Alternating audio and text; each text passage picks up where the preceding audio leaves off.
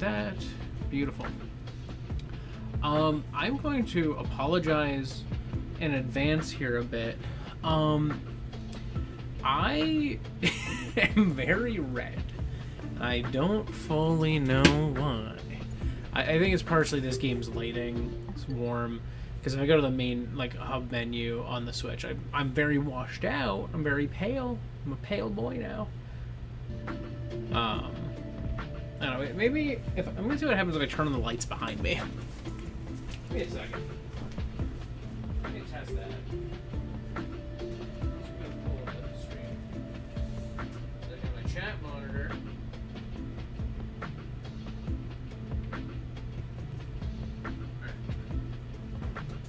Bear with me.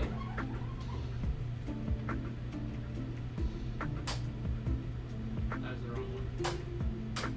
That's the one.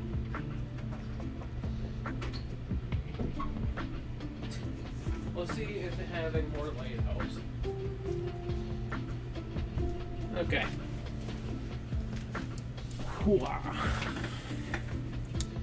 It actually does help a little bit. I feel like I look less red. Which, granted, part of it's probably coming that I have the my lamp over there angled into the warm colored brown wall. And it makes me look rather saturated. Alright, chat monitor is here. But hello. I have not played Ball Pit on stream ever. So let's get on that, I guess.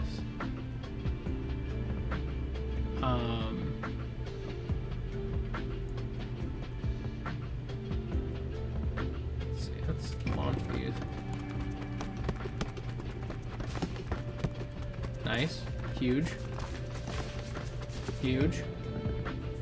Nice.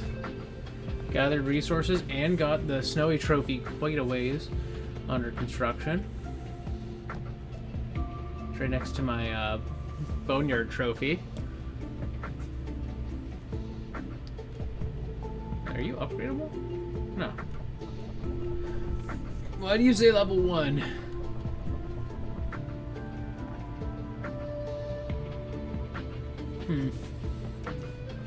I don't know.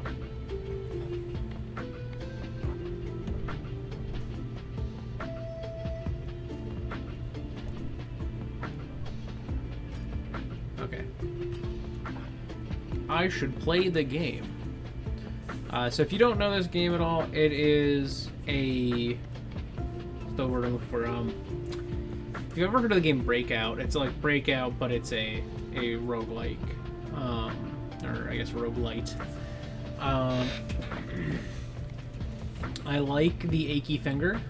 The achy finger is awesome. The Repentant, I did one run on the previous, on the first stage and instantly won it. It took me 5 runs to win with the Warrior. So, we're doing Repentant on Snowy Shores. But yeah. I keep auto fire on because I prefer it.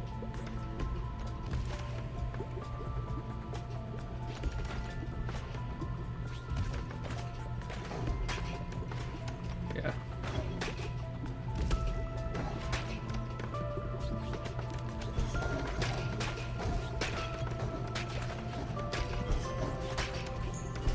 Like that.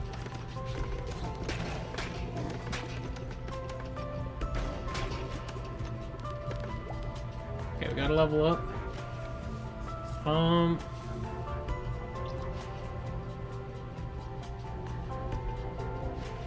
That's not bad for this set. I might take that now. Because that really plays into my character.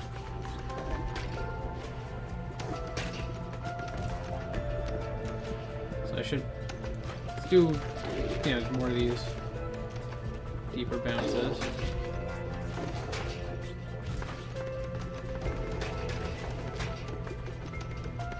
Okay, I should probably start trying to take these guys out.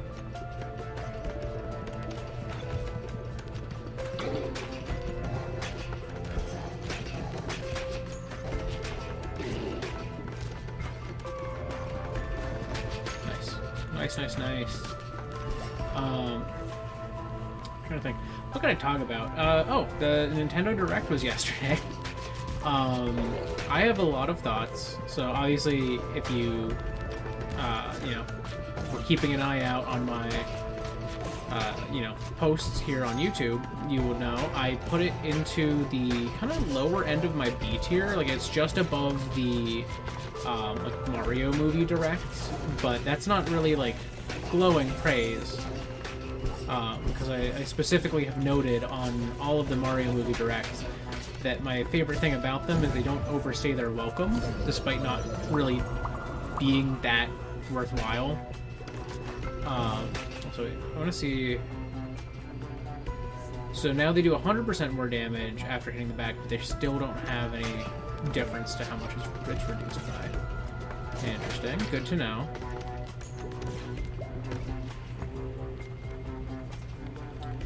I think the iron ball is a really good one to have.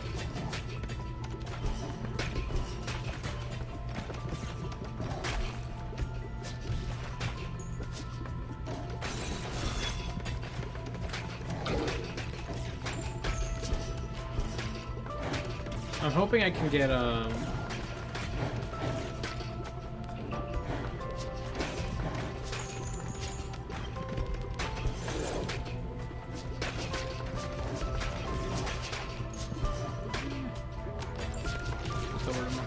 I'm hoping that like I can have my damage reduction decreased. Oh, it does. Yes, look at that. So that's the final upgrade of that one. I'm not gonna focus into that though. I'm gonna probably do. I like Brood Mother. I think that's a fun one to have because it has some really wacky upgrades. And with this kit, it's not bad to have things that spawn more balls when they hit things because it's just like you're gonna be cutting through the enemies. You know, if you're playing where you can, you know, launch the balls and they come back. Oh, look, and see, there's the end of the hatchet.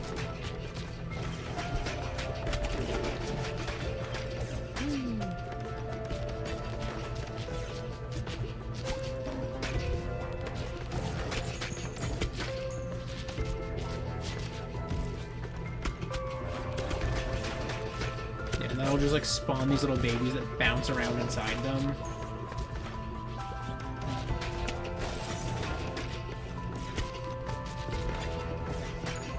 At least I think they will. Maybe they don't. Maybe they can still cut through.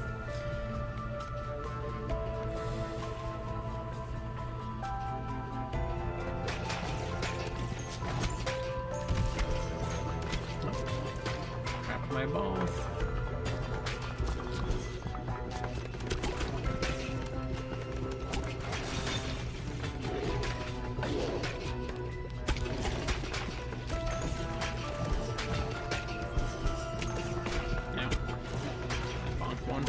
My health is like low. Okay, I have that evolution already, so I'm just gonna fission. Great.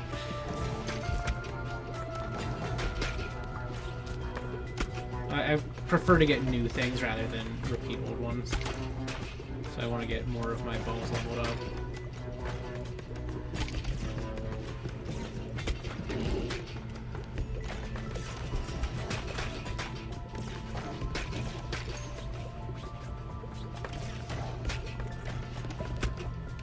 Level up.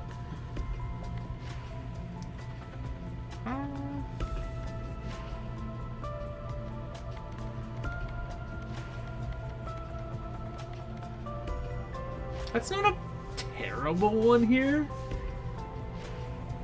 Because as soon as they hit the back of the field, they come back to me, actually. So this... Yeah, this is just more damage, and they cut through things. Like, everything cuts through things, no matter which direction it's going.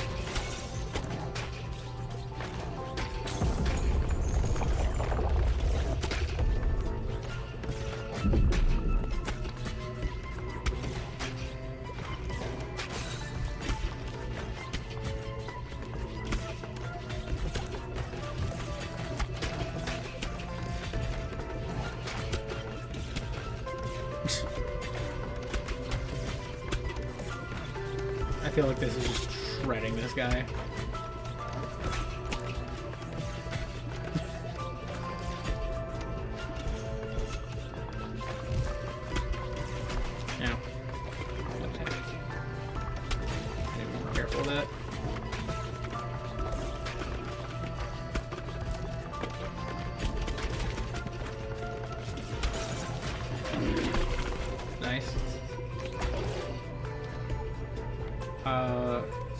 upgrade my brood mother. So I only have one evolution. Nice.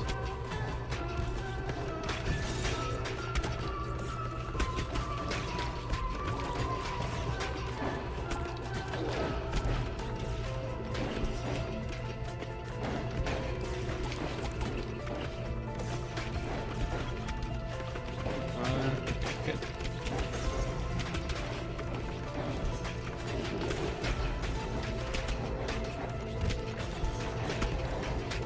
Nice.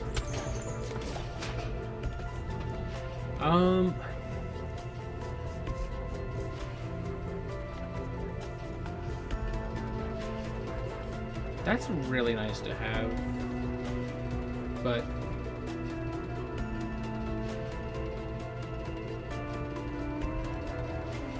yeah, I think I want the fleet feet. It's just so useful.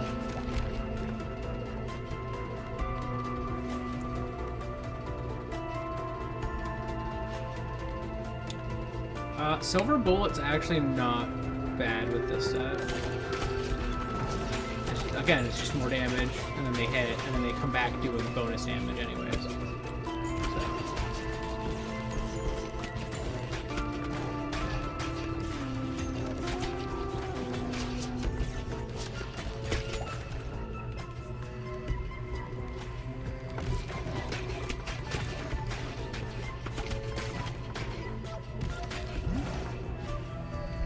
I still only have one evolution. Okay, so I guess I'll evolve that.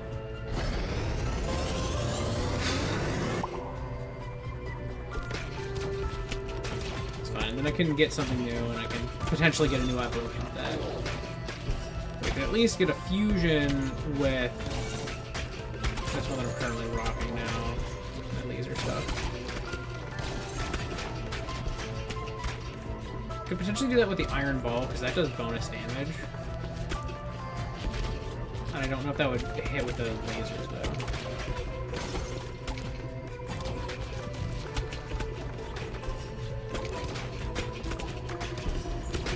Oh, actually, the Brood Mother might be nice, because then every time the laser hits, it might spawn baby balls. So that might be good. Vampire, yes please. I've actually been needing some help. Don't mind if I do.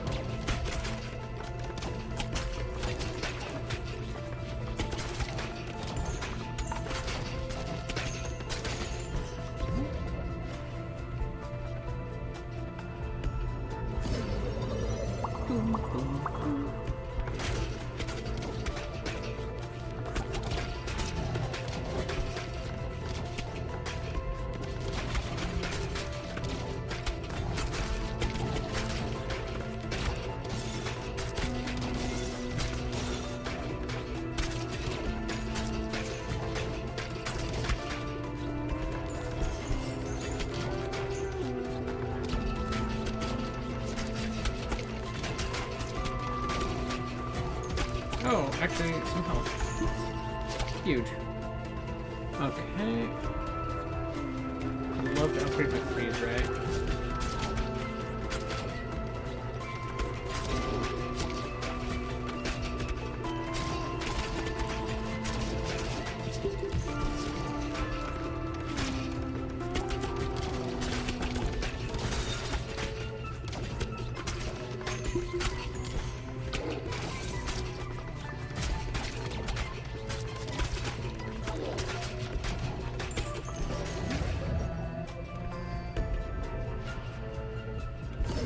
Vision. Come on. Come on.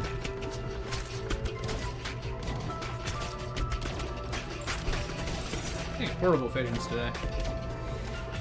Anyways, I was gonna say about the direct. You know, obviously it's been like it's not a super high one for me, and yeah, I've thought about it a lot. I thought about it a lot before I even put it in a tier. But specifically with the Nintendo Direct that they just had, I think my biggest gripe is it boils down to there was a lot of stuff that they showed that was shown somewhere else. already, or that they'd already shown, or that really didn't give us anything new beyond, yeah, this game exists still, which, like, yeah, I figured it would.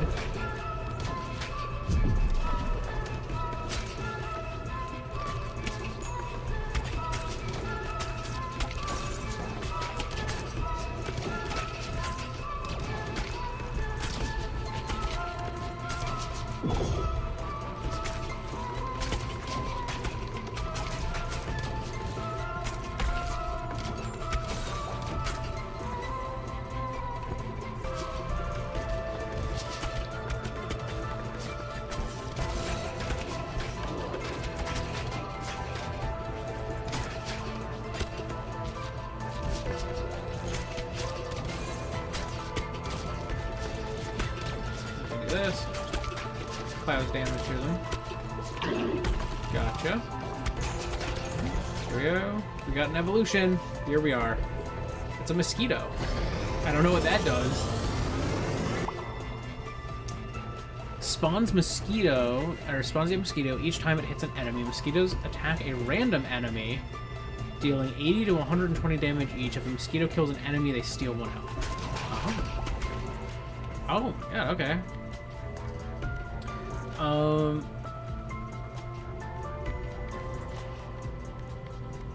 Ghost really doesn't benefit me a ton, so I'm gonna upgrade my mosquito.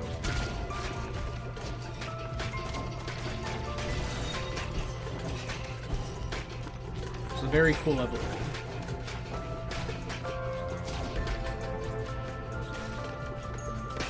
Yeah, they literally do. They just fly over and pick someone at random and go, you're hit.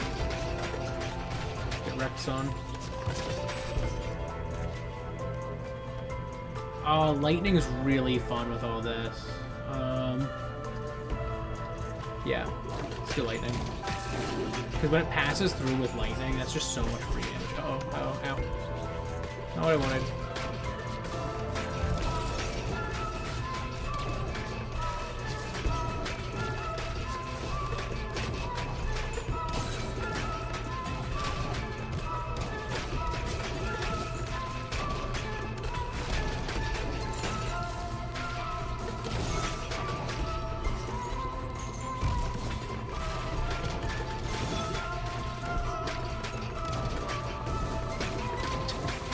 Mosquitoes!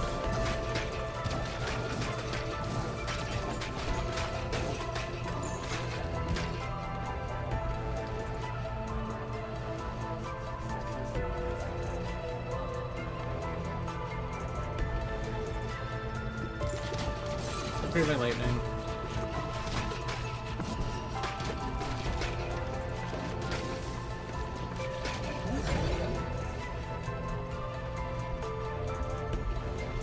Do a fission. Got what I needed.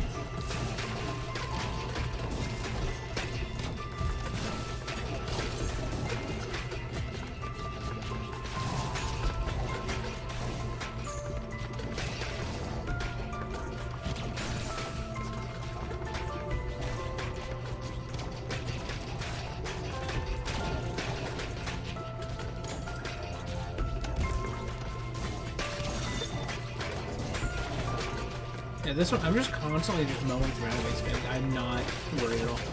But anyways, Direct. Nintendo Direct. That's what I'm here to talk about.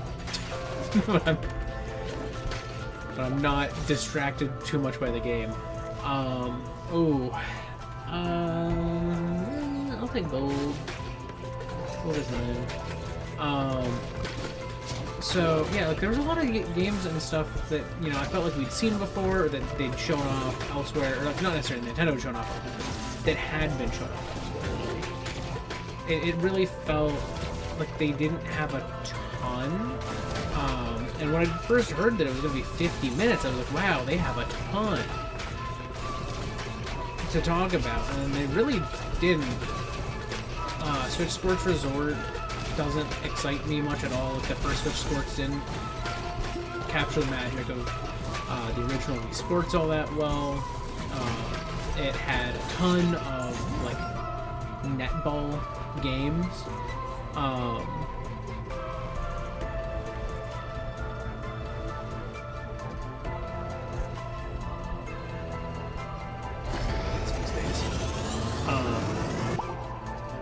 okay.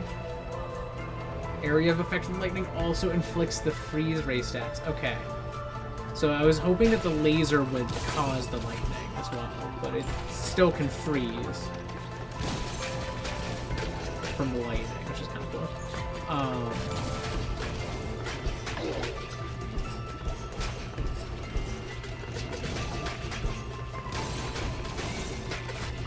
But yeah, I don't know. Switch Sports Resort, I was initially excited when I saw it. I was like, oh boy, it's... Wii Sports Resort was the better one. And then I remembered, I'm like, well, it was better because it had swordplay. Like, that was its big draw for me, was I loved swordplay. Swordplay was good. And then, so I was really hoping to... Or what I was really kind of excited for about the game is already something that existed. You know, they already had Chambara in Switch Sports 1, and it wasn't great. It was worse. It didn't have Showdown at all. But like, it was still fun. But it's just, I don't know. I didn't enjoy it nearly as much. And then it wasn't even in Resort. They don't have it in Resort at all, which is like fair. It wouldn't have been as good, but it would have also been another duplicate sport. But then they have a bunch of duplicate sports, and that's a huge disappointment to me. I'm like, you could have had boxing and baseball. Like, you could put baseball, because like they didn't have baseball in the first Switch Sports, even though it was like an iconic sport from Wii Sports. And it's like, yeah, maybe it's an issue of that's really only popular in the US and Japan, but solution, you have multiple stickball sports in your game. Heck, maybe even put kickball in, you know, have multiple games that are all structured somewhat similarly in that way, where it's like, oh, maybe you have bases and you have to run to them, and it's kickball. You can, you know, similar to how soccer worked, possibly play using the like, kicky leg thing. Maybe make a new kicky leg thing. You know, make a new Ring Fit, Ring Fit 2, or Nintendo, or Ring Fit Adventure Nintendo Switch 2 edition, and we're selling a new ring for it that you can slot the new Joy-Cons into without any issue. Like, I don't know, something.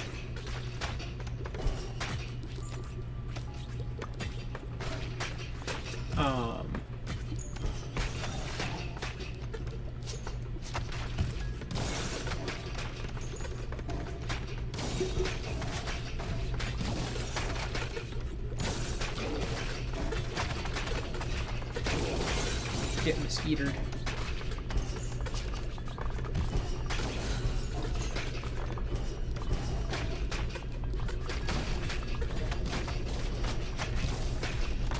Yeah. I keep touching ouchies.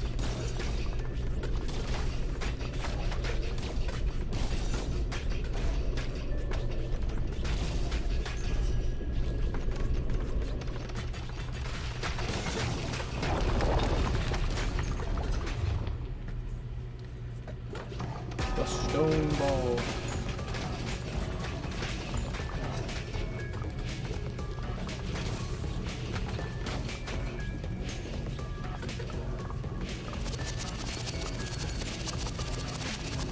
Okay.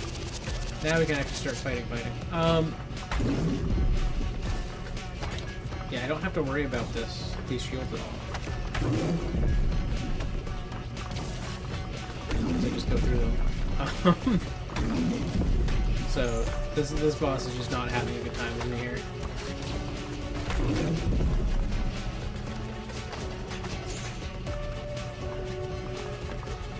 I'm gonna take these little guys out as I can.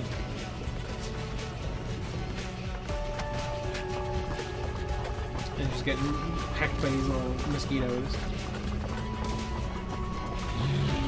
Oh my god.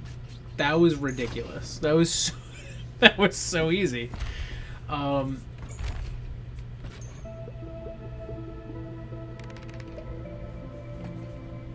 It's just like the bosses are so easy when you're playing as Repentant. Man. Yeah, the Mosquito had really high DPS for me. I was hoping I was going to be able to fuse the Iron Ball and like the Stone. I thought those would be a fun one to or not fuse, but like evolve.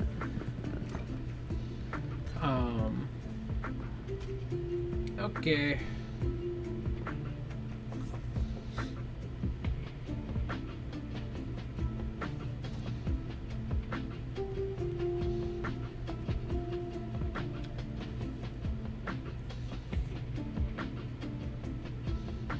Huh.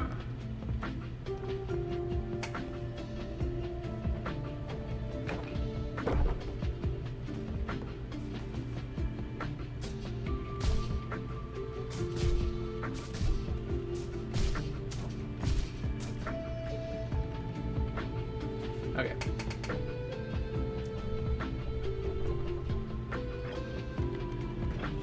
And then there's like a new thing I can build. Ah, I can't build it because I don't got the thing. Okay, assign a character here to harvest up to... Oh. Eh. Okay, and then the Alchemist.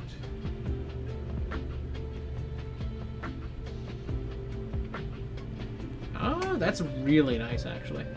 Okay, so I can't build that, and there's a housing option here that I also can't build. Cool. Alright. Let us...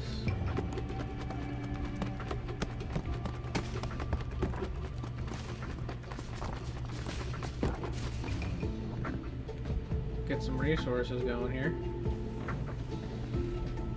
So now I get plus 0.1 AoE power.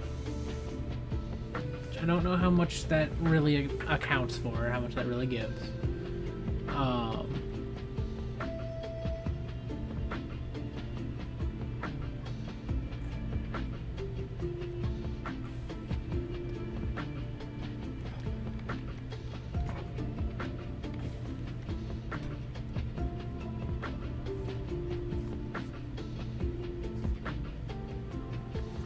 I don't know what they mean by fast tier.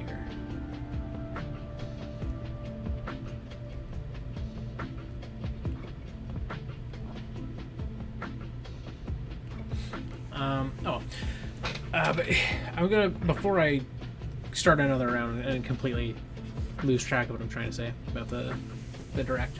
Yeah, there's like a lot of things that I was like, I either already knew about it, or they'd already talked about it in a direct, and they didn't really have anything new to show, or that you know, had been announced elsewhere. Those were the few of my larger gripes.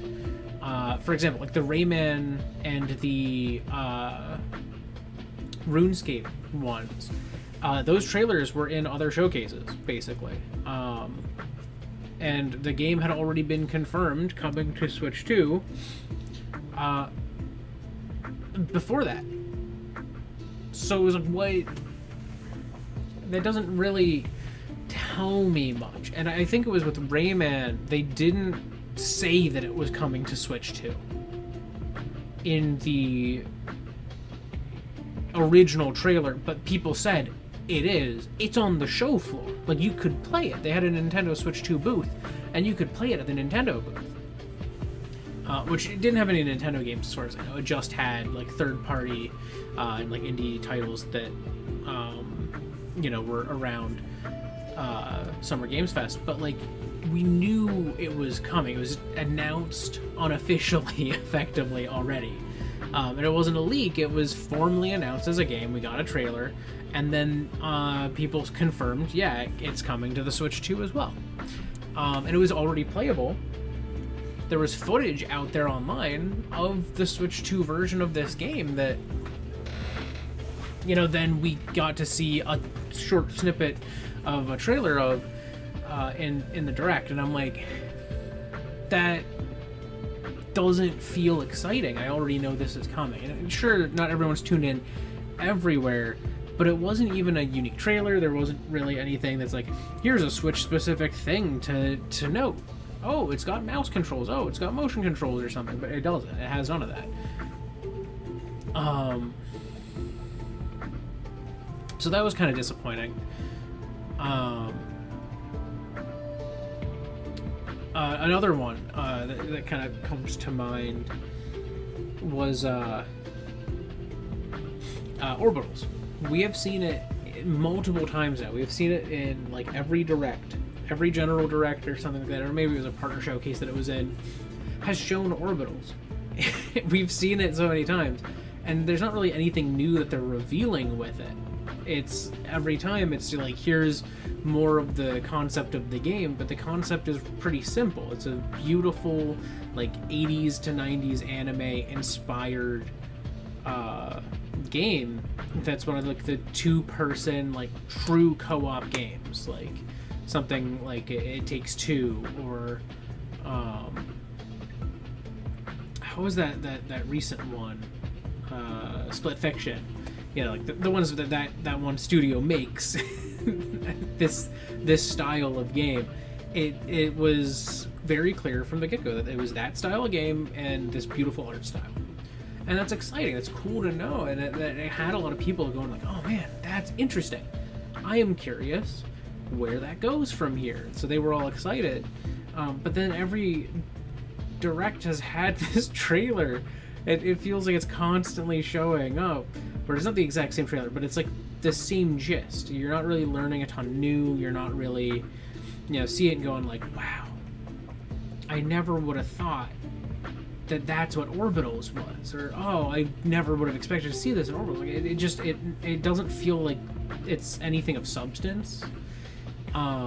It's one thing to have like a different trailer, but I don't know, it didn't feel different to me from the last one. And I'm sure there's someone out there who's like, oh man, did you see this new stuff in Orbitals? But I'm like, it's not like a Legend of Zelda where you can show these different snippets and there's going to be a million people theorizing what does it mean, because like they already have some lore.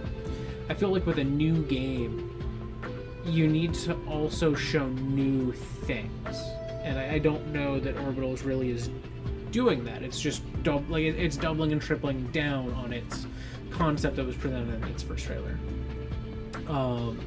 And then, as I said with the RuneScape one, that was literally which granted, this was, Rayman was earlier than all this. That was in the main Summer Games Fest.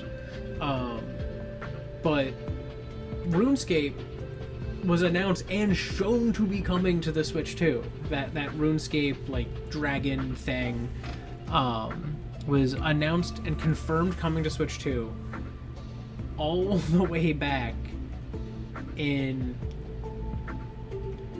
not all the way back, but a few days prior in the PC Gamer showcase. It was 2 hours long for no reason. That PC Gamer like showcase had the exact same trailer, pretty much. I remember several of those key shots, one-to-one being in both. So like maybe there was something slightly different, but it felt like it was the same trailer. And quite frankly, I know RuneScape's never been a looker, but I feel like this game doesn't look great. I feel like I don't know, RuneScape looks very old, and there's kind of like a nostalgia to it where it looks like these like old 3D games, because it is kind of an old 3D game. But this just kind of looks kind of middling in quality, which I feel like RuneScape makes enough money that they could make a good looking game, but maybe not. I don't know. RuneScape's big, so I don't know. I would have thought it made a lot of money, and would have had like this high budget look if they ever did something that was intentionally looking more polished of an art style. I don't know, maybe they're going for this aesthetic. It's just, it doesn't feel like a nostalgic style, it just feels like a not high quality style. But yeah, beyond RuneScape and all that. Hi, Buzz. Hi. What are you yelling about? You don't know. There's no one out that door. Come here. There's no one over there. The car's in there. That's a garage. You don't need the garage. No. You don't need the garage. Would you look up? You don't know. You don't know what you're doing. But yeah, it was just a little there were some cool things in there. Don't get me wrong. There's a reason it's in the B tier, but the reason it's not even high in the B tier is that there's a number of things that kind of like disappointed for me personally. Xenoblade Chronicles 1, 2, and 3 getting Switch 2 editions was exciting, but there was also a level of disappointment there because I knew immediately, I'm like, so it's going to have the same SMAA that Xenoblade Chronicles X Switch 2 edition has, and that is really glaring. And that's a major issue a lot of people have with that game and its visuals. It doesn't look as bad in these ones. I think it's partially because they're more stylized, but still a bit disappointing that it's present. Would be nicer if it wasn't an SMA solution, but maybe they couldn't do DLSS. That's not something that engine could support as it was. Maybe they didn't feel like the results with FSR were ideal, and they couldn't get it to render in 4K. Who knows? I'm sure they have their reasons, but with that, that was a little a mix of excitement and a little apprehension. But Xenoblade Genesis looks really cool. The new game that they announced, and I'm like, man, that's exciting. That's a really cool thing to see. Their next project. I've wanted to see what their next project would look like on Switch 2. I think right now, from a visual standpoint, it's not as polished as it could be, but maybe it's early days still that footage is from. Maybe it's going to be more visually polished towards the end. I know that the original Xenoblade Chronicles X got more visually polished before it came out, so maybe that's what's going to happen here, is that we're going to see the game come out and it's going to look so gorgeous, and all of these kind of visual gripes are going to go away. But regardless, it does have a little bit of a generic fantasy feel right now, and also Xenoblade never has a good trailer. I think Xenoblade Chronicles X is the only Xenoblade game to have ever had a good trailer. I don't know what it is. That game had sauce that the others, quite frankly, did not. Oh, am I allowed to just harvest now? Wow. Nice. Here, wait, let me rearrange some of my buildings here.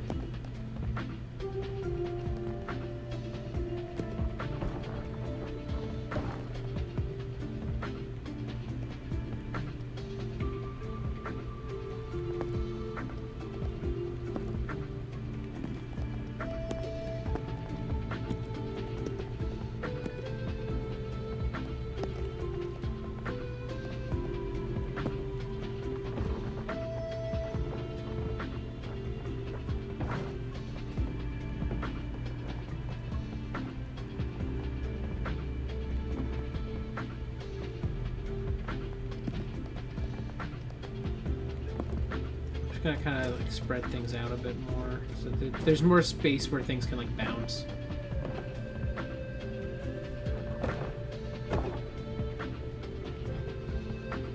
Okay.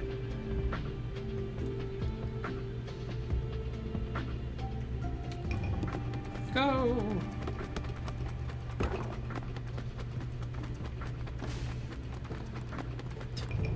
I got one building done. But yeah, as far as Xenoblade goes, it doesn't usually have great trailers as their first trailer. Xenoblade Chronicles 2's first trailer was atrocious. It was just as bad. You take random dialogue that they haven't dubbed yet, so it's all in Japanese exclusively. You take this random Japanese dialogue and you intersplice it with cutscenes that it's from, and with some random footage and cutscene footage that it's just on top of. And you play some music in the background.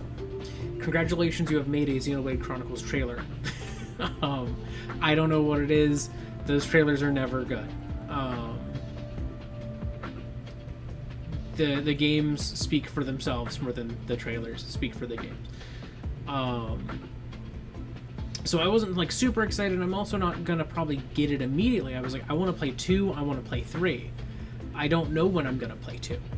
And at this rate, I'm like, well, it comes out in like July on Switch 2 edition, but I could get a physical copy in like October, and that's a ways out. So I'm like, I don't know when I'm gonna get this.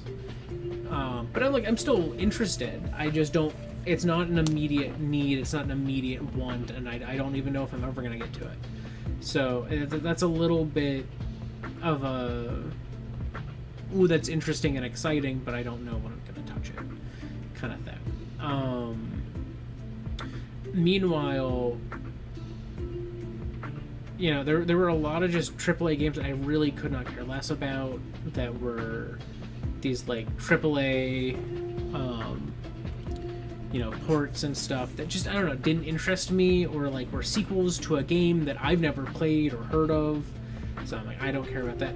There's Stellar Blade, and I'm like, Stellar Blade, I don't care what anyone says. I have seen what it looks like when people are engaged in combat in that game, and it looks awful. It looks so boring. Like, of all the games for people to be like, no, this one's peak, guys. This one's got peak combat. It's not Stellar Blade.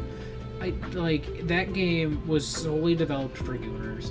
I refuse to believe it is anything but a Gooner game. It is spiritually AI, and the sequel is AI, because we've seen the AI textures and the AI key art already.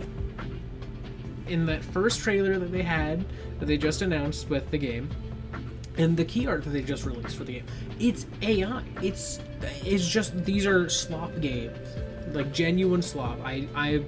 I saw Stellar Rain, and I'm like, that brings down the Direct. The fact that this game, like, you could have put Hentai Girls 3 Feet in Paradise, or whatever, you know, one of those, like, AI-generated hentai games from the eShop, I would have had an equivalent response.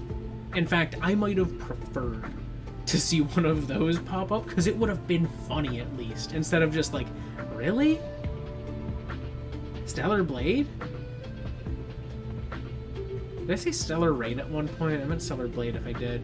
I don't know. It's just, they don't excite me at all. I don't care. So many people are like, no, this game's peak. Trust me, this game's peak. After a week, I heard nothing. Except for from a few Gooner accounts. And that's it.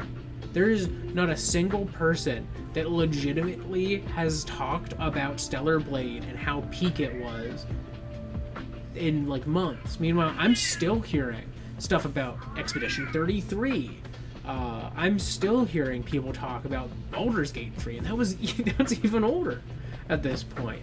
You know, there's all these games that I hear people continue to talk about, and then there's Stellar Blade was not one of them.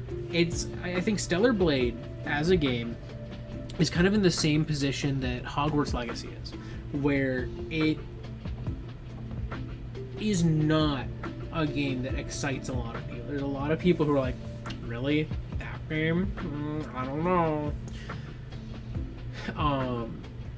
And there's a lot of people who are so like, no, trust me, it's good. Trust me, it's good. And then they get all defensive about it. They talk about it all the time, but it's like, it's not. I have played Hogwarts Legacy from the middle of the game. It was not a start of the game mission. It was like a middle of the game mission, and it sucked. Its combat felt awful. I just felt like I was waiting half the time or pressing the block button. Not a good game. I refuse to believe that it is actually an enjoyable game. I don't think it is. I have tried it. It is not good.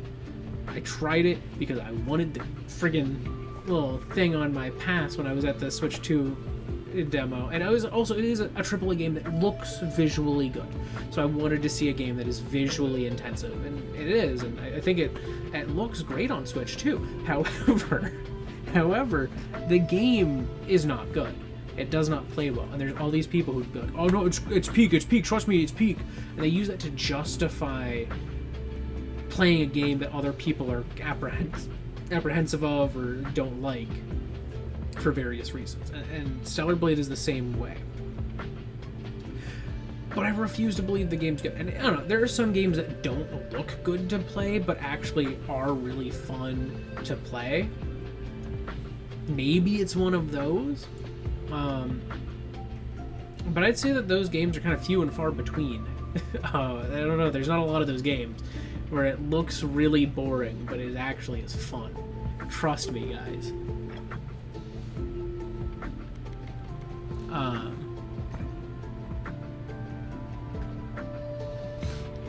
Just to see if it pops up. Trying to think. Other things that they showed that weren't atrocious or even mid. I don't know. They showed a few games. Like I thought that One Piece game looked really cute. Big Walk. I don't know why it was there at all. I lambasted that game while I was talking with friends about it. I was talking specifically. I was talking with Mike about it. One of my friends who's been on Board Brains. And Mike actually was kind of interested in the game, and I was like, I am the furthest from interested. I saw this game, and I did not walk away with any understanding of what it is beyond a sandbox to do stuff with friends in. Like, they talked about puzzles, they talked about cool locations, they talked about this stuff, but like visually, it has no identity. It has this like semi-realistic overworld and these I don't know how to 3D model, so I stuck some primitives together in rubber hose joints. And I stuck that all together and called it a character. And then it doesn't fit the word. Like, I don't know. It is. I put that game in the same tier as that Campfire game that they had in the original Switch 2 announcement that like was utilizing the camera and the microphone. And that's why they wanted to showcase it. I put it in the same tier as that. As I would never buy this. You will never convince me to buy this. And I don't even really know what the point is. Because I could do this in any other way. If I wanted a sandbox to walk around with friends in, I would probably play Minecraft. If I wanted a game with cool locales to go and explore with friends, I don't know. There's Fortnite. There's there's other friend swap games. Like there's Peak. Peak is a great friend swap example that this feels like this is just worse Peak in some ways. The idea of like, oh, how can you communicate a distance? Like, I don't know. Why are you distant? You didn't say why anyone would ever be distant in this game. There's no friction presented. You say that there's puzzles, but you don't treat them as important. So I'm like, what do you mean? What do you mean by that? What is your game? And, you know, I know it's by the team that made Untitled Goose Game. I will say I did not care for Untitled Goose Game. I thought it was dumb. I thought from the start that's a little silly, but mostly a lot dumb. I never really connected with the game. It's not for me. It's really quirky and goofy, but in a way that for me always kind of came off as a little like cringe. And it's not cringe in a like, oh, it's embarrassing kind of way. It just felt like it was trying too hard to be funny, and then it just never ended up feeling funny to me because it constantly felt like the game was like, you get it, isn't that funny, look, he like because the goose, it chased off the kid and then the kid fall down, yeah, and I'm like, that's what you have to show, that's the game, that's what you're excited to show off, is like, I don't know, it just doesn't feel like a game to me. It's just like, it's just not interesting. Oh, you gotta take the sandwich because you're a goose. Okay. What? The only good thing the game has is a honk button. That's what I will say. The fact that you have a honk button is peak. Everything else I just could not connect with in that game. I've watched people play it. I'm like, this game It's like an hour long. It's like an hour-long experience, and it was like $20. And I'm like, I'm sorry. I know, like, you know, indie games and indie devs, your games are worth the money. But I just can't help but think that that game cost, like, that much. I'm like, I would have paid maybe $5-ish. It's just, I don't know, it didn't feel... Like, I don't know, it didn't move me at all. It just was kind of a nothing burger game. And then they made this, which is even worse. It is one of the least inspired games I have ever seen. At least based on this trailer. Just based on the trailer. Maybe there is something there, but they didn't sell me that. They sold me trash. They said, here's like 5 different games concepts. I don't know, do whatever. We didn't really have a way to connect it. We didn't have a narrative in mind. We didn't have a goal. They just kind of threw it together. That's what they told me. And that's so disappointing. I feel like it feels like the game was completely directionless. Both from an artistic standpoint, there's no art direction, and from a concept standpoint, because it's so many things and all of them feel disconnected and like they don't make sense together. And maybe the puzzles are good. Maybe the puzzles are good. Maybe the puzzles are a big focus and they just advertised it really poorly. I hope that's the case. I hope they just made this the worst possible advertisement they could have for their game. Because if this is legit all it is, I don't see why anyone should pay money for it. In a world where Fortnite exists, in a world where everyone has Minecraft somewhere, in a world where there's a million friend swap games, like, the biggest thing an indie studio has to do is, with their game, is tell you why you should buy their game and not one of the 3 million other indie games coming out that day. There are few and far between that actually give you that reason. Like Team Cherry with God, I can't think of the name of it right now. With Hollow Knight and with Hollow Knight Silksong. Those games tell you why you should get them. They are masterful Metroidvania style games. Like some of the best in the entire genre. And they are cheap for that. You know, Metroid Dread is a $60 game. This new Castlevania that's coming up is probably $30 or $40. The original, like, Hollow Knight is nowhere near $60. Neither is Silksong. Silksong is the same price as Hollow Knight if you follow inflation. It's like, in what world is that not an insane value if you like that style of game? I don't like that style of game. I don't intend to ever play those games. But I will tell you right now, they are worth the money, and they tell you why. You could see one trailer for either of those games and immediately know why it stands out. You see masterful movement, creative combat, beautiful, beautiful art. It immediately tells you what it is and why it's worth it. Big Walk doesn't. Big Walk tells me nothing. And that's a huge disappointment.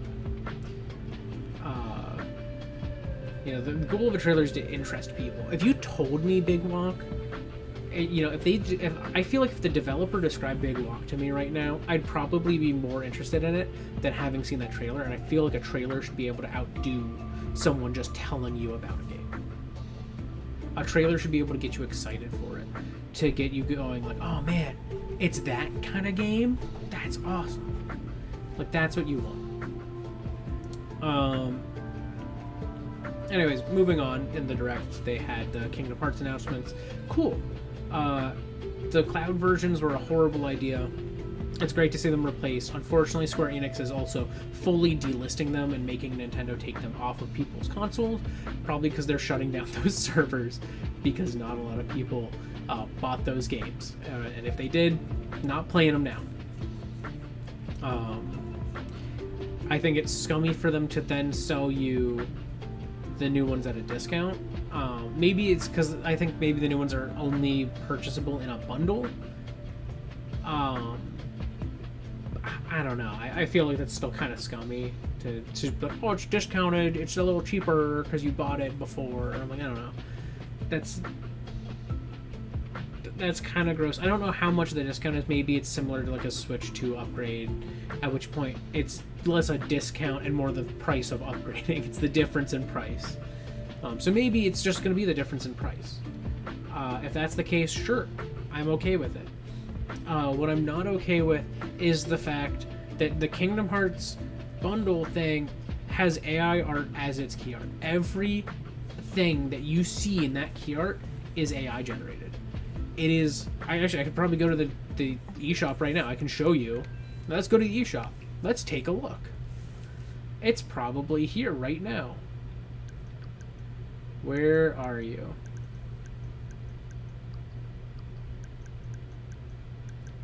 Boom! I found it. So, if you look here, can I zoom in on this one?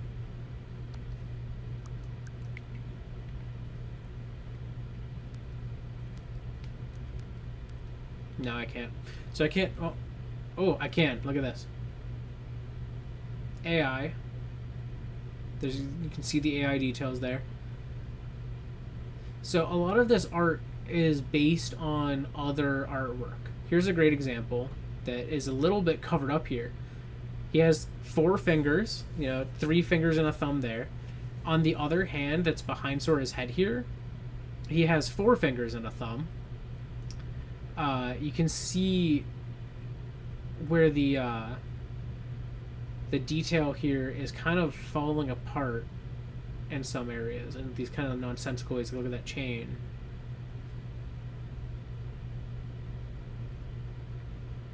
This clock tower you can really see. This one's egregious. That is so AI. This hand looks awful. If that had been drawn by a person, I would have been disappointed. This, I am just disgusted. That they saw this AI slop and said, that's what we need for our game. This is how to advertise our game. Some of the most cherished games in the entirety of gaming history. And they hit you with AI slop key art. I am so sorry that this is what Kingdom Hearts fans get from Square Enix. I am genuinely, like, this is disgusting to me. And, like, the games run and look fine. It's like, well, yeah, that's Kingdom Hearts. That's Kingdom Hearts. Look at that. That's all Kingdom Hearts, and that's cool. This is awful. This is just, it's slop. It's actual slop, and it's disgusting. People deserve so much more than this from Square Enix. I'm sorry, this is awful. So not happy with that in the slightest, if you couldn't tell. But they followed all that with the big. So they showed off Duskbloods. They told us less information than they showed the first time, and it's been so long since they showed it the first time that when I was talking about it with Mike, Mike didn't realize this game is PvP, that this is a multiplayer game, and that's like the point of the game is that it's a multiplayer game. Because they showed you less and explained less in this newest one. It's literally like a freaking battle royale game with 8 players. Maybe it's not as online, but it feels like it's very online. It says it requires an internet connection. Later this summer, they're doing a network test. like a closed beta network test. It doesn't sound like it's anything but a multiplayer game, and it looks really stylistically cool. It's not your typical FromSoft game, which might disappoint some people, and they really didn't tell you that with this. I have no clue what this game is or its deal. It looks pretty cool. I don't know. I don't know. It's let's take a look here. We've got nothing to see here. This is peak. I'm so excited. I'm so sorry to the team that this game leaked, because that is so cool that they are remaking Ocarina of Time. I will say, I am still mad at them for using the correct font that they have used since Breath of the Wild. It made sense for Breath of the Wild. I don't think it makes sense anymore. I don't think it makes sense here. I don't think it made sense in Link's Awakening, and I don't think it made sense in Echoes of Wisdom. This is stupid. This is not a branding issue. It is the same font. You just put little cracks and stuff in it. Take that font and just make it look like gold bars or something. Like, make it look like the original Ocarina of Time red logo, but do it in gold. It's been in gold before. Do it in gold. That would have been awesome. That would have been such a cool way to show that off. This, I'm like, it's fine. It's okay. I don't get as excited by this logo as I would have if it looked more like the actual logo. But I mean, this, it looks beautiful. Like, look at that. That, you cannot tell me that is not in-engine footage. I can see the polygons on these fingers. I can see the pixels in these textures. This is how the game is gonna look. Like, this game is going to look like that. And that excites me so much. This is absolutely beautiful. And I know there's some people who are like, oh, they're taking away the cartoony stylings of the game. No, they're not. This game always strove to be realistic textures on anime-style characters. That's what this is. Sorry.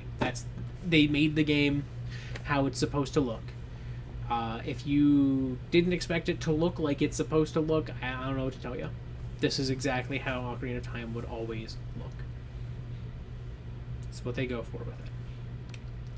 Anyways, also this Pokopia expansion is too expensive, and also I still don't care.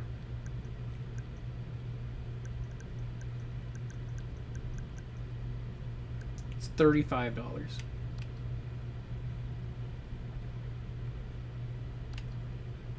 I'm sorry, that's too much for Pokopia. Like, I'm sorry. It did not connect with me from its trailers. I've seen people play it and I go, that's cute. I don't want to play it. You know, maybe for the people who enjoyed it, it's like, oh yeah, that's peak. More Pokopia. I'll love it. And you know, sure, go for it. I hope you guys enjoy it. I do not plan to get it, and this did not make me convinced to get it. My God, that is a pricey release.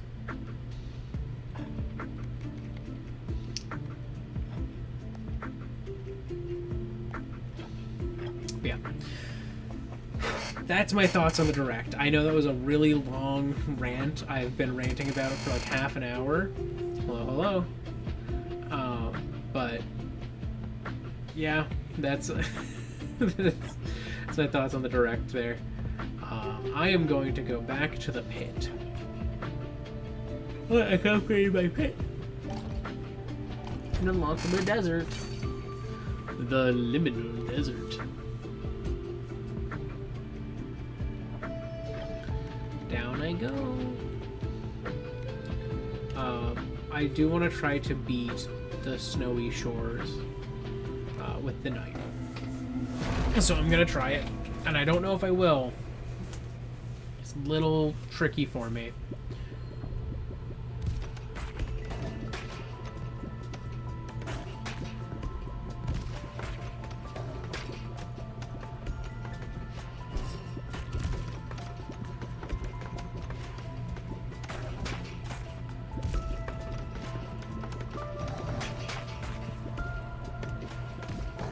get a crack here and let's get these bouncing around up there.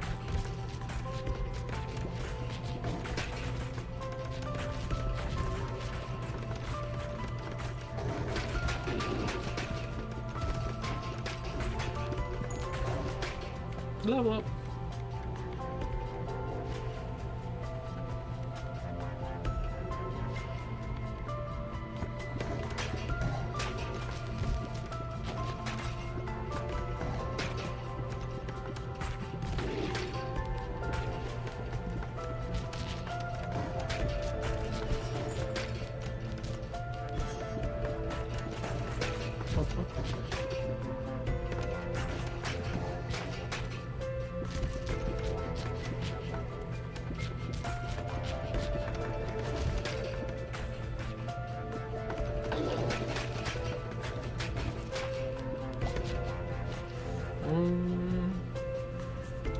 Okay, I need to get the broodmother and something else.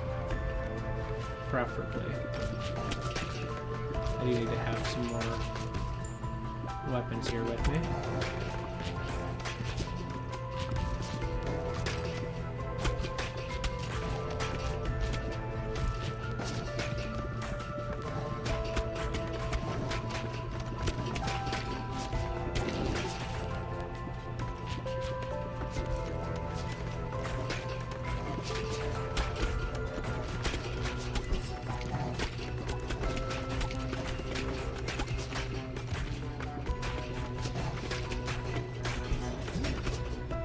Vision!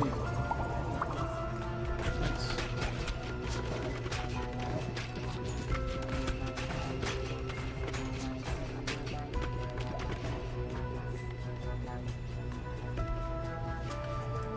Let's do the win. Win's a good one.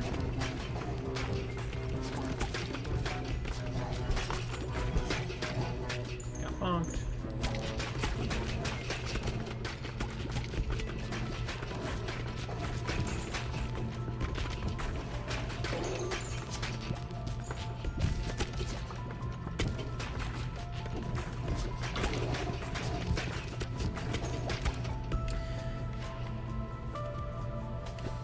Also, I did finish the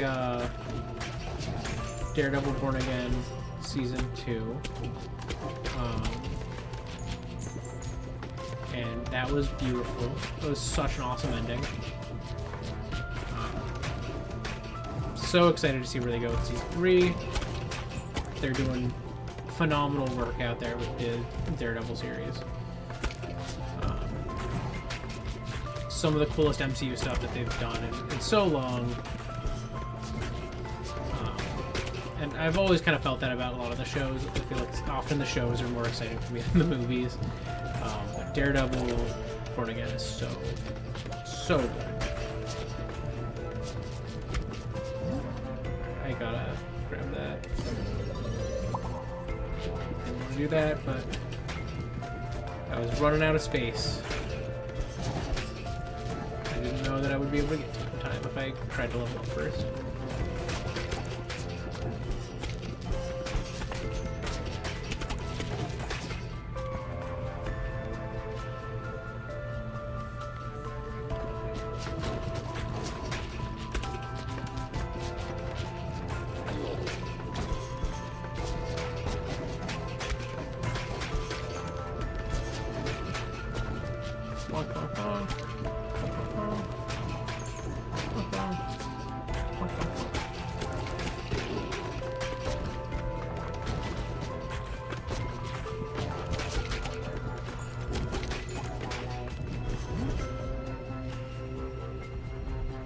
I still only have one evolution. Are you kidding me?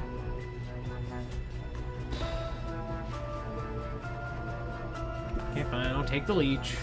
I didn't want the leech. I wanted to do something different. But there we are. Maybe when I get the earthquake one upgraded enough, it'll stack with wind and make like a sandstorm one or something. I don't know. I still got a train going by.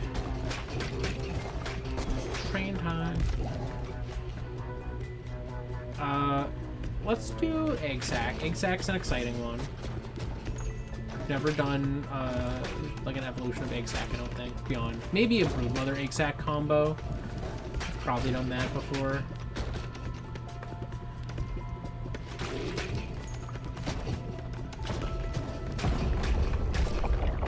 But I feel like that's one that has a lot of room to like evolve into something interesting. Maybe it wouldn't.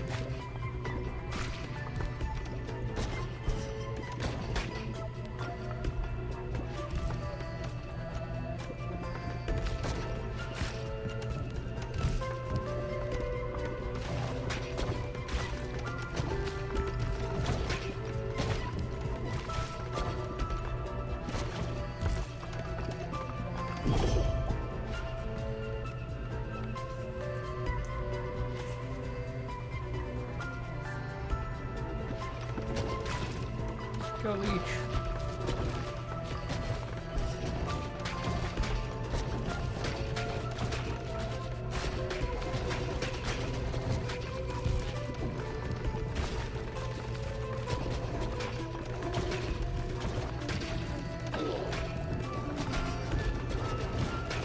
Yeah, 36 damage from the leech is crazy.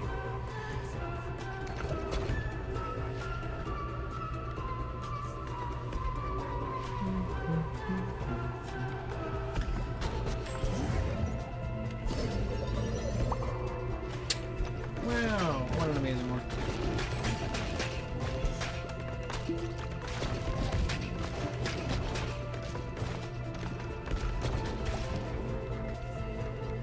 Let's do more exact.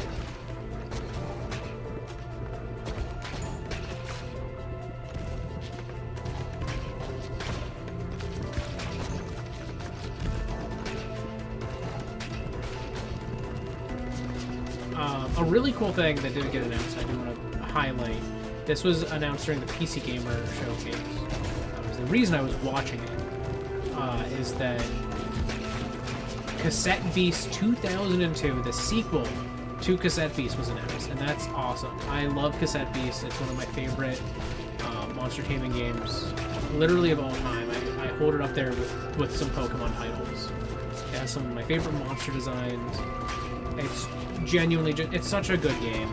It's so good, and the Switch 2 patch that makes it run goodly is almost done. They're in the final phases. They're testing it now to make sure that it works.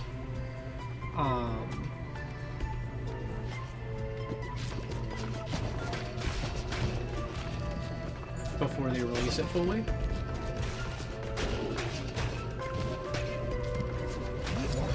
But yes, let's go.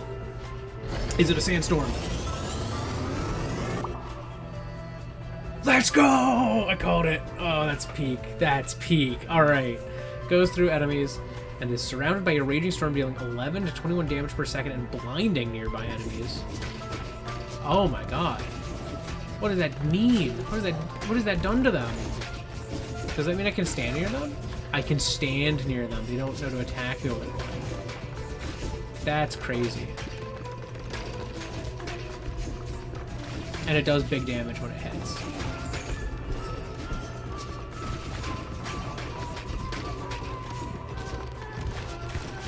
That was so worth. I knew that was the one I needed to upgrade that way.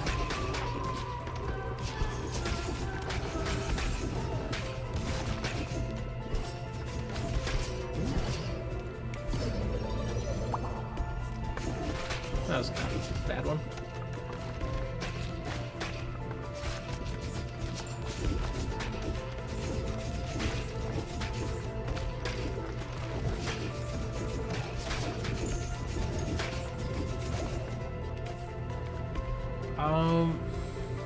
Let's go iron.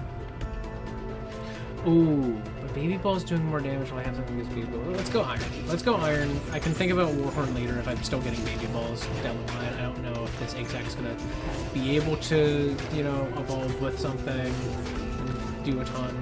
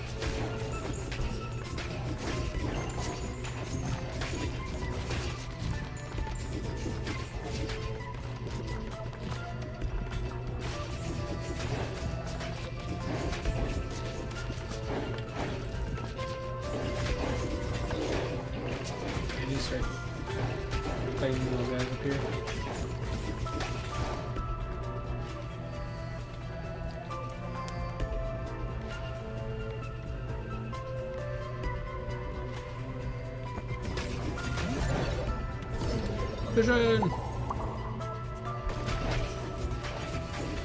Oh yeah, I need to really be working this stack down, actually. Nice, okay. Ow. Take these guys down. They're wide, so I get a lot of baby balls off this. Oh, it's the bleed damage it's stacking with. Okay.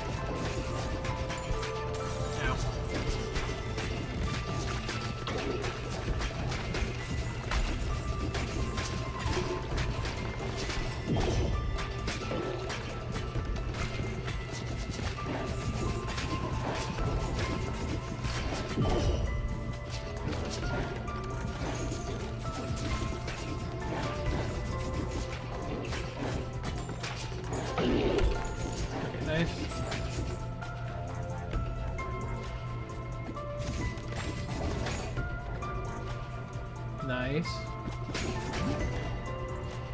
Oh. Oh.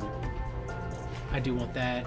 I was gonna do maybe the Iron Ball in a Sandstorm so that the Sandstorm moves slower and does more damage, but shoot 3 to 7 iron baby balls after hitting a wall. Iron baby balls move at 200% speed but are destroyed upon hitting it. Okay, so there's just little bullets there. Good.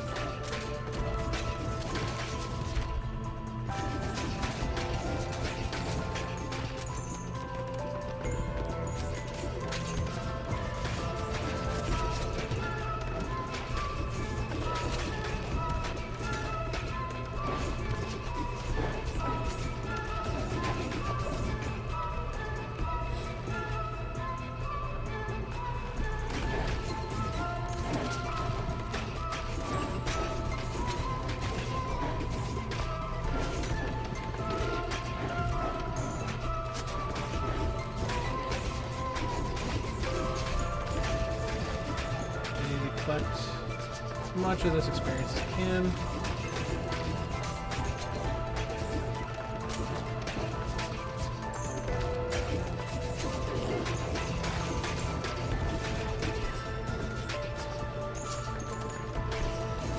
This laser one's going to be nice if I can stack that with my pass-through. So I really want to get that leveled up if I can. Okay, but this does work with some of what we got, so.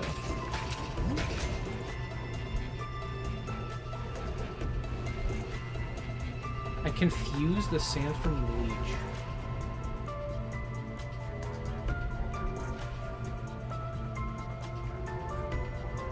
That does stack a lot of blood on things, or a lot of bleed on things. Let's do it! Because I would imagine the Leech Sandstorm does a lot of damage. It's 3 bleed per second, max of 48 stacks, goes through enemies. The area of effect also inflicts the status condition. Yeah, look at that. That's disgusting. That's gross, actually. Oh my god.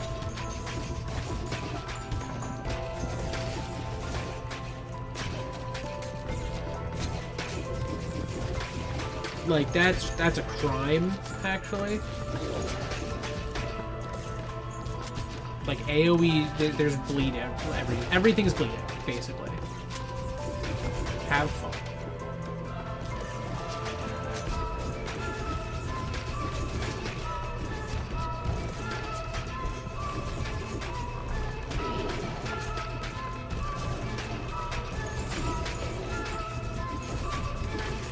Have fun, you're bleeding now.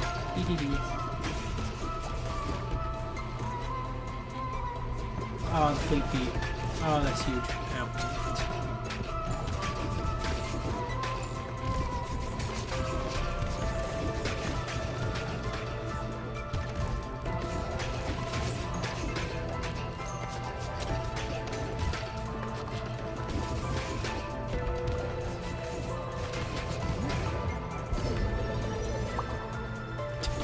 Wow, what a great vision.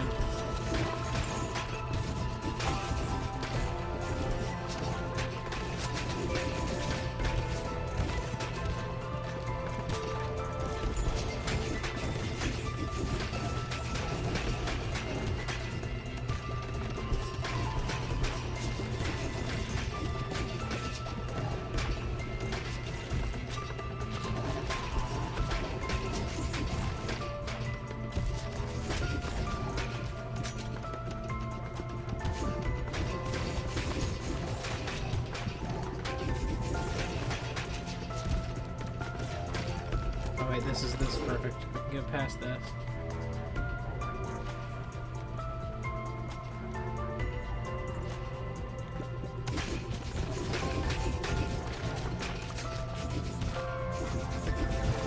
And that. There we go. That's what I wanted. Because now it can bounce off the back wall and continuously shoot little baby ones.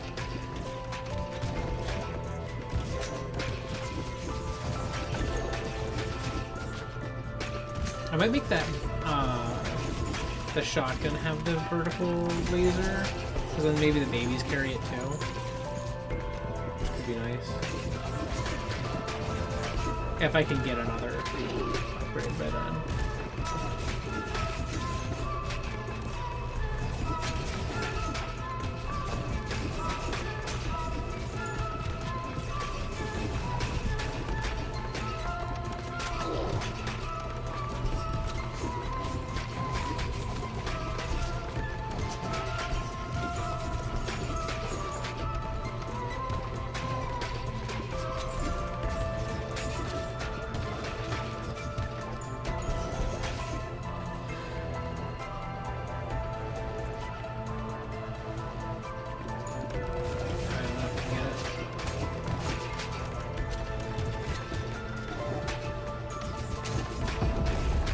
Nope, probably not.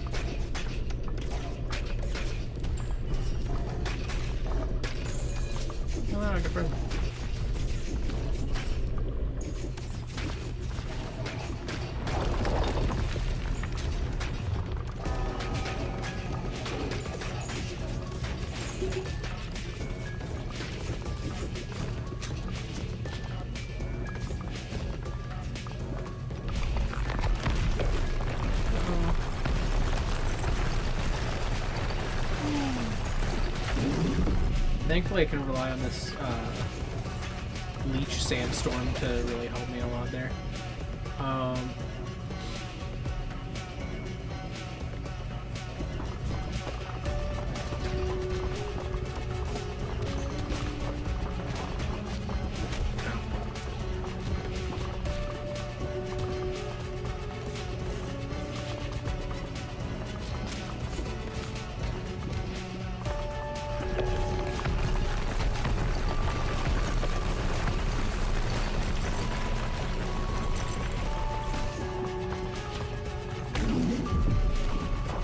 Those little things. Oh, were those leeches? Oh, those are the leeches.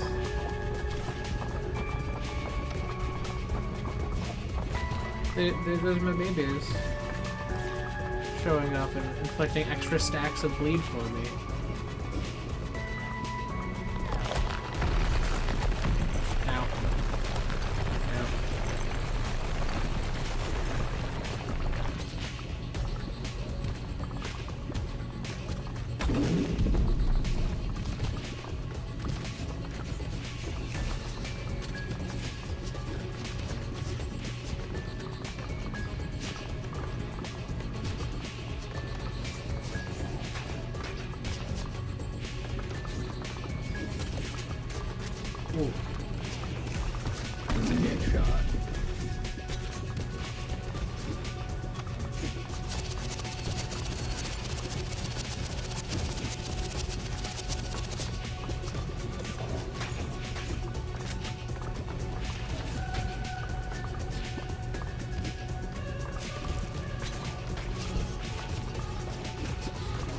Direct hit. Another direct hit. Alright. Alright, the last layer. I feel like my Leech Sandstorm is really carrying me in this fight, because it cuts through things and then just applies the free bleed stacks. That will just shred this thing.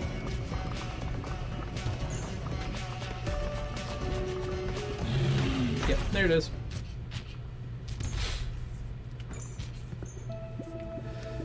Success!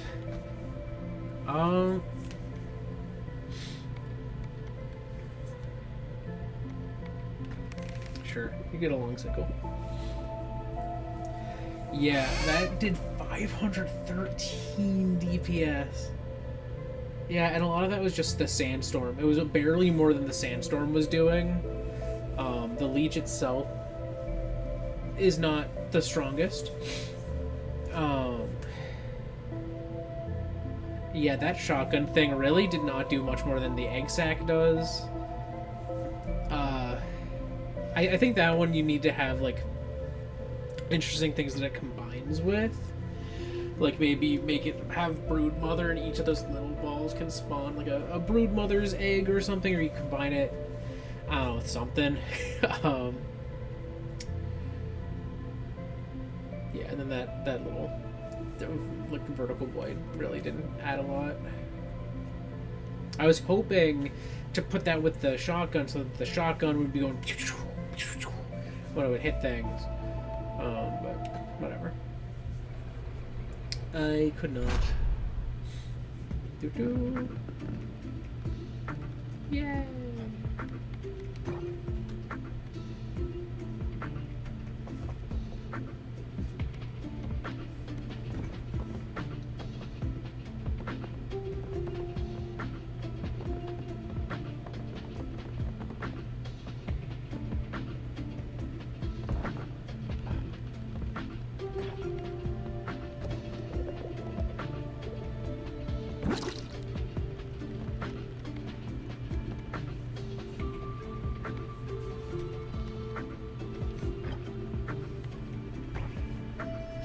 Okay.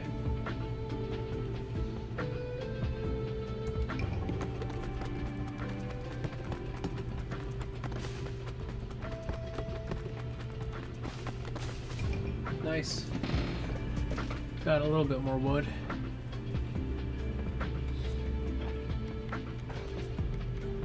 Not enough to build a single family home though. Let's see, do I have anything else I can ramble about here? Because I'm kind of getting to the point where I'm kind of low on time because I rambled for a while earlier. I only did 2 runs in this. But what can I talk about?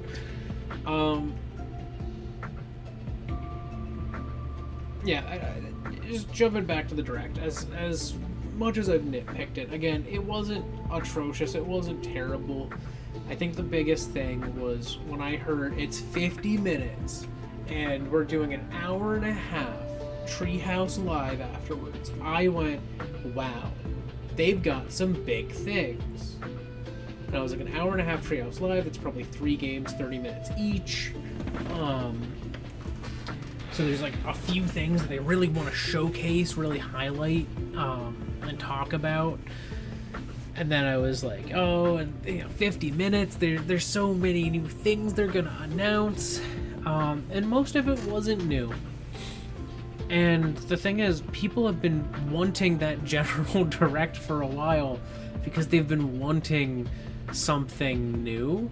And as far as Nintendo went, there really wasn't a lot new. Which, to be fair, like they announced a lot when they first showed off the Switch 2, so those have to come out at some point. But the, like Splatoon Raiders, like that looks good. I already have it pre-ordered and stuff, but I didn't really need to see that game be a focus,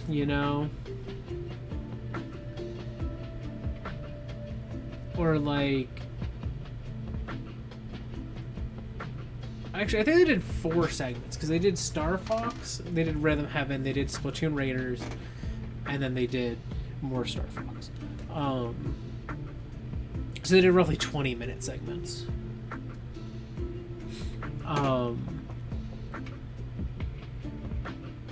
But yeah, I don't know. I'm like, I already was excited for Star Fox and Splatoon Raiders. Star Fox already had its own dedicated direct. I didn't need more time devoted to it, especially considering it's a remake, a faithful remake of a game you can play on NSO if you have the expansion pass. On a game that you can find the N64 version, the 3DS version, whatever you want, on YouTube right now. It's a beautiful remake and it's really cool, but I don't think there was a ton of point in showing off a lot other than maybe the multiplayer. I thought that them showing the multiplayer was great. That was cool because that's something that we didn't really have a lot of ability to see for ourselves, the multiplayer aspects of this game. So it was really good.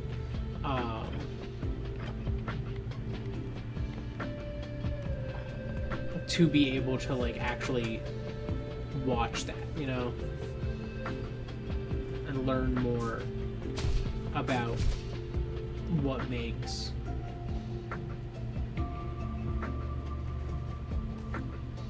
Splatoon Raiders special, you know.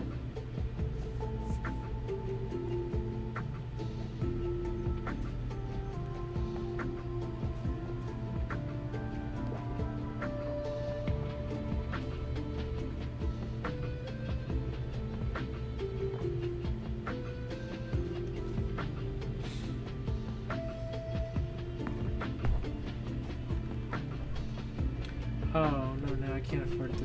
No. Okay. I just realized I can't afford the house now if I get another run and I can collect enough wood. But yeah, I don't know. Splatoon Raiders, I saw it from the start. I went, oh, that's cool. It's like the... You know, it's kind of a salmon run as a single player game, but with the option of co-op as well. I think that's cool. I always really liked the single player aspects of Splatoon. I think it would be fun to be able to play this like in PvE with my siblings and friends and stuff. I think that's cool. So I'm excited for that. But they really didn't show off a lot new today. They showed off a little bit more about like the Spirelite islands, or the gems that are there, the treasure you're trying to get. So that was neat. But I just wish, I don't know, I felt like they had a bit more to show. But at the same time, I'm saying that it's like Nintendo's releasing a monthly game pretty much, you know? Like, and more. And there's some big AAAs coming as well, so that also add to that and more. So I can't knock it too much. And the Ocarina of Time remake having been leaked is so tragic, because that would have been the biggest hype announcement for so many people, but because it had been leaked and rumored for months, a lot of that hype was just gone. A lot of that excitement was just gone. It was never going to be there again. And I'm excited that it's going to be happening. I'm excited that it's real. But it does dampen that excitement a bit. But I'm not... I was very conscious of it. I am not going to knock this direct because of that. That genuinely... Like, that is one of the announcements that keeps this from being like a C tier or lower direct for me. Is I really do care about Ocarina of Time, and I really want to see it remade. I'm so excited to play that. The fact that it comes out this year, sometime within 6 months, I will get to play Ocarina of Time again. And I know I have talked about how I have played that game so many times. I have played it on N64. I've played it on GameCube through the bundle that came with our copy of Wind Waker. I have played it on the 3DS. I have played it on so many consoles and in so many ways. I played it on the 3DS so many times. I played the original story mode, the normal mode, on 3DS at least 3 or 4 times. I played Master Quest at least 3 or 4 times. That is how much I played that game. I once, while I was waiting for my mom while she was working one day, and I was kind of just sitting at her work, I played the entire first 3 dungeons, the entire child dungeon set of the game while I was waiting.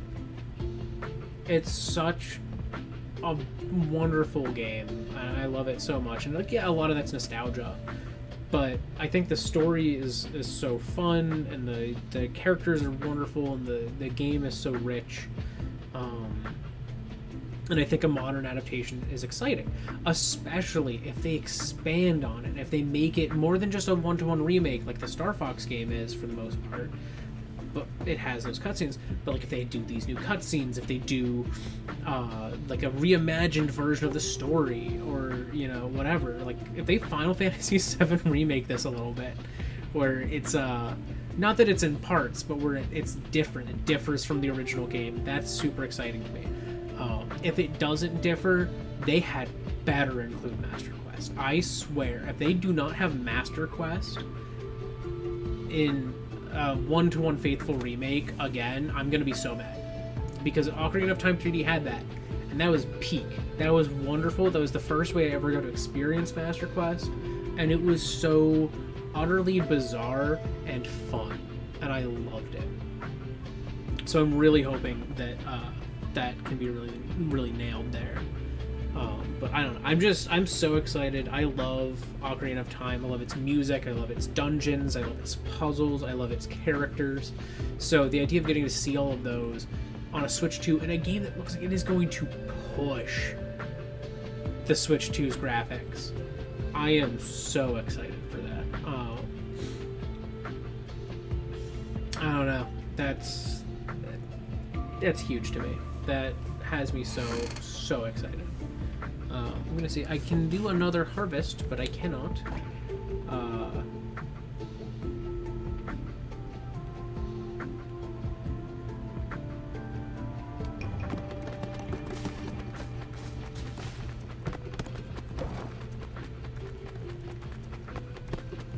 Nice. I got the embedded. Okay, I just want to see what the embedded's working with here. Oh, so they have poison. Marked by countless battles, he awaits his next assignment. Balls will always pierce enemies until they hit a wall. Ooh, that's evil with the poison, but that is difficult. I have done that before by accident to myself, and had balls that, they're bouncing up and down in the back, and I just can't get them back. That's an exciting one for me. This is a slightly challenging one. And what are your stats like? So, very high dexterity, it seems, decent strength.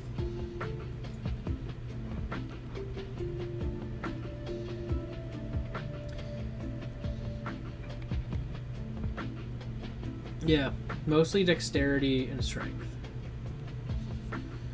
So, high fire rate, decent crit chance. Move speed isn't amazing. Health is not amazing. Leadership is fine.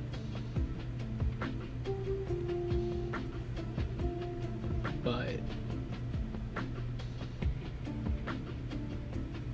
dexterity is high. So that's kind of the main thing, I guess, that this guy put in. Interesting. But yeah, as I was saying though, Ocarina of Time, I'm so excited. if I hadn't had that leaked, I would have been freaking out. But yeah, I don't know. And there's a lot for me to look forward to. I mean, next year we've got Pokemon Winds and Waves, and that looks phenomenal. You know, we've got so many big, exciting things coming up. If I have a dead zone in the middle of the summer or something, I'll probably pick up Xenoblade Chronicles 2 on the Switch 2 edition. At that point, if I don't have a dead time by then, I'll probably wait and I'll get it physically. That's an exciting one for me. But I don't know. It was a little bit of a, not sobering, but I guess,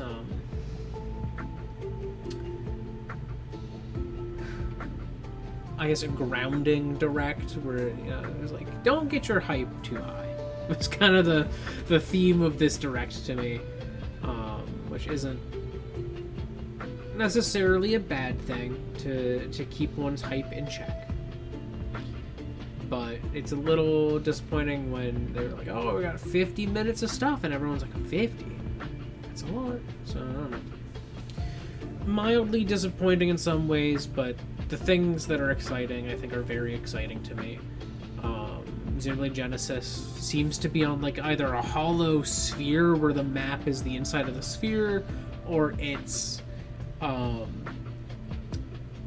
like a bowl or something, or I've seen some people thinking maybe it's like an hourglass or something, and no matter what, this is, again, Monolith Soft proving that they can come up with some of the craziest, coolest worlds in all of gaming, so that's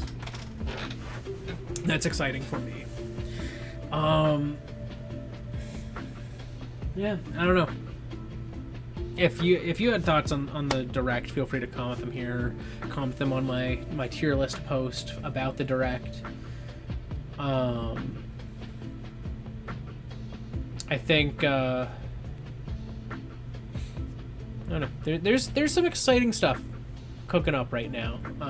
It's exciting times, but it's not too exciting. Don't get too excited. It's honestly exciting times if you're an Xbox fan. Their presentation, they had actual exclusives on the Xbox for like the first time in years, and they're like big games. Like it's Gears of War, which we haven't seen in a long time.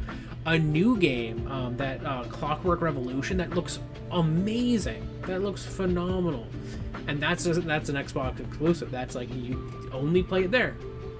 And then, you know, they're announcing these exclusives. I was telling Mike about this because Mike was like, well, but no one has an Xbox, so everyone's just not going to buy it. And I'm like, but then they announced that 25th anniversary Xbox Series X, where it's got the translucent green plastic on the front, and it's got the green translucent controller. I'm like, that is a huge incentive. It's like, well, look, we've got these games that are coming that are exclusive, and you can play them on this. And they just like gesture to this beautiful nostalgic console, and I'm like, that's so cool of them.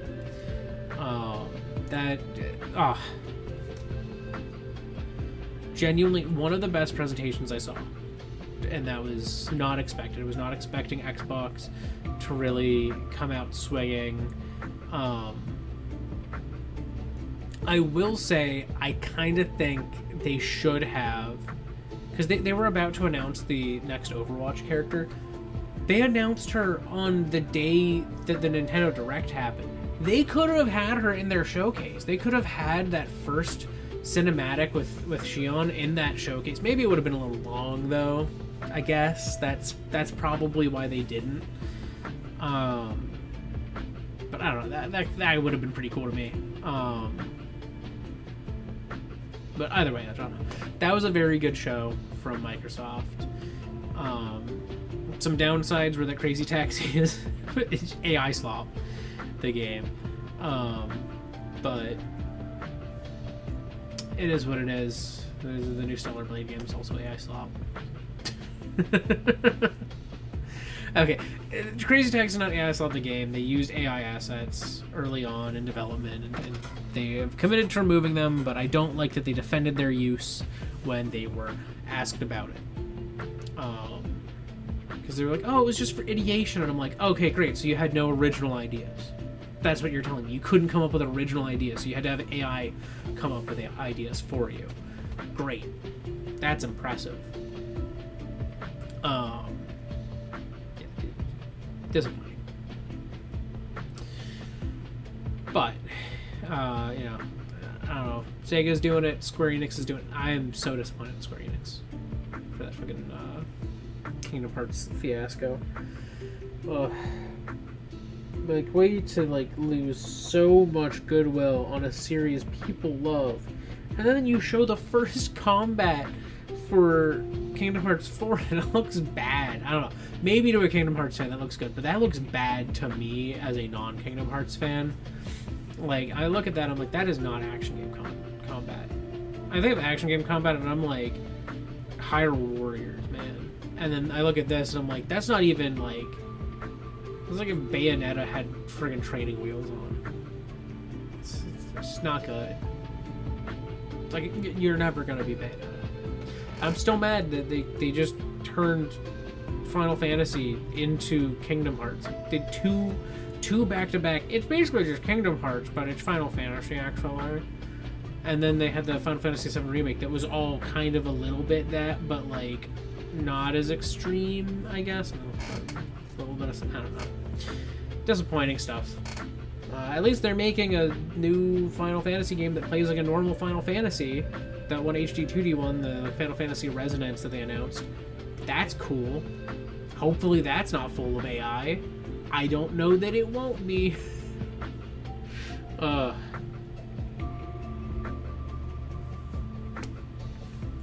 Wild times. But anyways, that's all I got for today. I've mostly been rambling about the Direct. I played 2 sets of it. That is 30 minutes. Or no. Yeah, no, I did too. I did too. That is literally 30-40 minutes of this hour and 50-minute stream was me playing the game.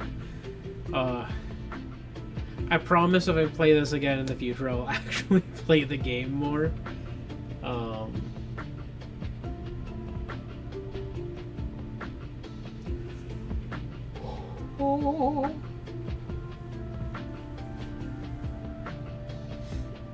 But yeah, there's some things I'm excited about.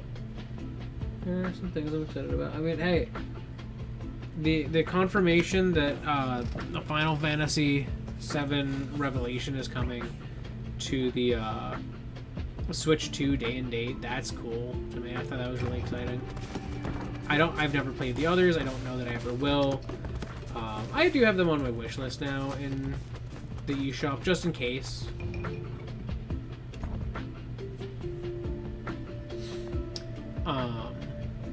But still, very exciting stuff.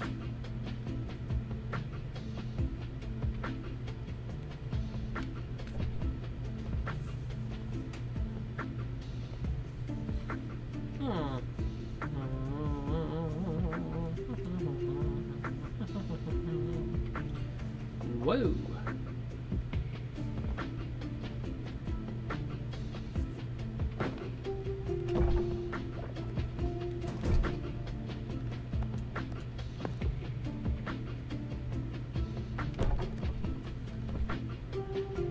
Those are all getting upgrades. Yeah, I don't know. That's all I got for today. So thank you so much if you joined me live or after the fact. Either way is cool with me as long as you had some fun. That said, I am going to go do human things as humans do, and you probably should too.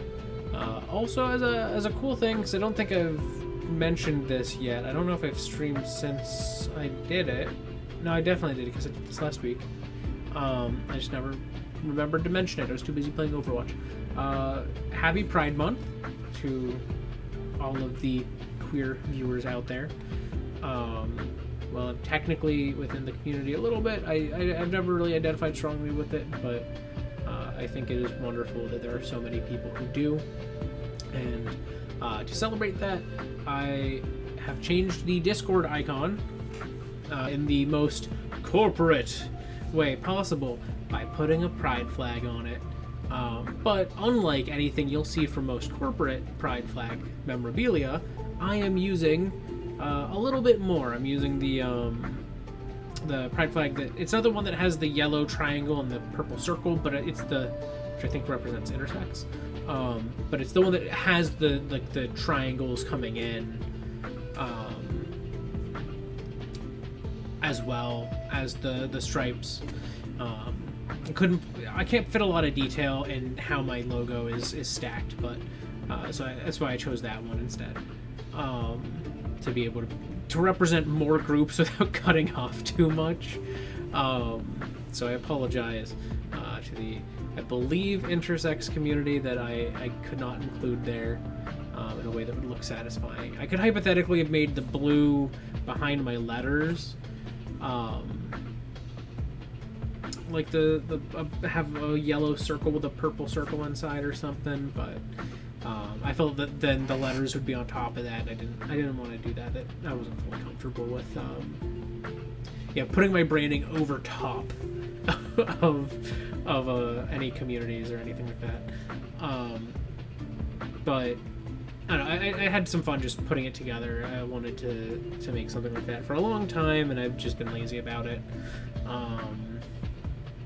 Because I, for a long time, didn't have an easy thing where I could swap out those colors like that.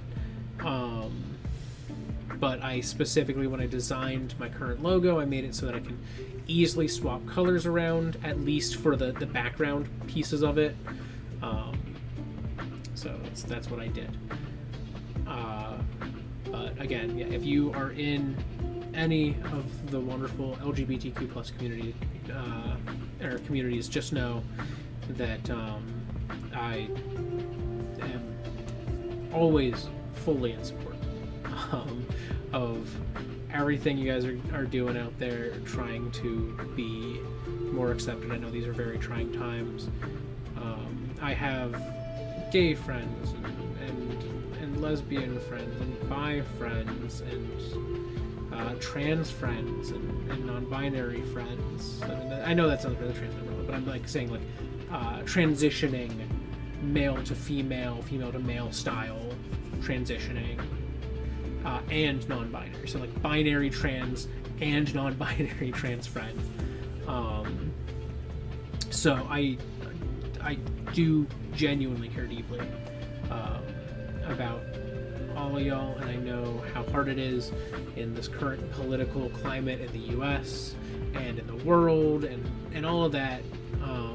So just know that this is always a safe space for you guys to hang out. And I'm saying guys fully gender neutrally. I usually use it that way. But yeah, if you ever want a spot where you can talk about being yourself, please, by all means, you can use my chat, you can use my Discord. I will not judge. I think it is wonderful to allow people to experience their gender and their sexuality, and all that wonderful stuff encompassed within the LGBTQ plus community. It's always wonderful to see people able to embrace themselves in those ways. I personally, while I am not trans in any way, I've been known to be a little less than gender conforming at times, and I doesn't really. There's a level of discomfort I have in public where people might judge, and I feel like that's pretty human. But for me personally, while I've always been very secure in my own masculinity, even while I wear a dress or do something like that, I can understand where that might bring so much joy to someone. For me, it's mostly neutral. Though I will say some of the dresses I've worn in my life, I wore one during COVID when I was nice and I lost a lot of weight, and I was able to barely squeeze into this dress. I had been working out and stuff. I was hot. My muscles were popping in that thing. It was awesome. I wore a dress and it secured my masculinity. If you want to know where I land on that. So if you are out there and you want to be yourself, and you feel like you can't, I get it so much. I completely understand, because there are so many places where it's unsafe, including these days the US sometimes. So I think it is a brave thing to be willing to embrace yourself. And at the same time, if you feel like you are not safe to, and you have to hide it from your family or some of your friends or even police, maybe, please know that I do care about you and your ability to really connect with who you are as a person. And I think you deserve to someday be free to express yourself as you are. So happy Pride Month to all of those queer people out there. I hope that you're able to feel loved, and that's not just by others, but by yourself as well. So please stay queer out there if you are. But I'm gonna wrap things up here. So yeah. Thank you so much. Again, as I said previously, I already did my outro, but then I got off on this. I'm going to do it again. So thank you so much if you joined me live or after the fact. Either way is cool with me, as long as you had some fun. That said, I am going to go do human things as humans do, and you probably should too. So thank you so much. Goodbye. I'll probably be playing some more of this down the line at some point, so I'll see you then. Goodbye.